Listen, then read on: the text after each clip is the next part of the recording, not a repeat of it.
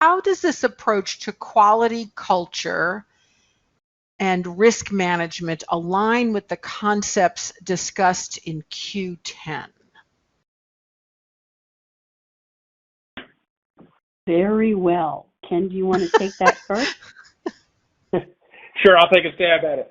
It's if you look at Q12 and some of the content that's in Q12, it talks about risk management and assessment. One of the key principles of any risk management approach is to risk identification, risk mitigation, and moving forward from there. How do you identify those risks that are presented to your organization? And we've historically looked at risk in terms of those tangible risks. To use a metaphor of it, you're driving down the road. What are the tangible risks of driving down the road? It's going to be, is your car in good repair? Is the road in good condition? Etc. Those are risks that are there. What are the weather conditions? And similarly, within life sciences, do you have a good investigation system? Do you have a good change management system? What's your CAPA system, etc.? All the QMSs are things that help us manage tangible, identifiable risks. We can point our finger at them and identify them. The piece that we haven't done a good job up to now is the behavioral side of it. Yeah. And those risks are very real too. Yeah, I think there's another thing. So, for example, we're in a sterile plant. We've just finished a media fill. We read the results. The results are good. But no one has yet completely reviewed the production records and all the other associated information with the media fill to actually sign off on the media fill requalification or revalidation report. Yep. But the organization wants to be able to move forward and open up the line before everything is completely reviewed and written up. And somebody writes a memo and they say, we're going to do a risk assessment. And so in that risk assessment, somebody writes up a statement which says, all the results passed. We performed the media fill according to the batch record, maybe a couple of other justifying statements. And they say, so based on this risk assessment, we're going to go ahead and open up the line for production.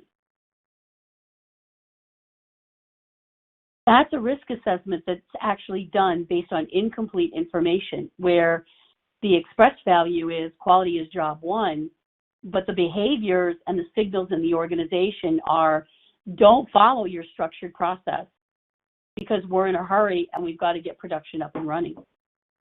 And I see organizations writing risk assessments for validation reports that have gone awry, for things that weren't really in compliance with FDA guidance or ISO, ICH guidance, and they write risk assessments, and they're always going to somebody to write a, quote, technical risk assessment to justify what wasn't done properly. And frequently, I will see a weak justification that's not really built on thorough review.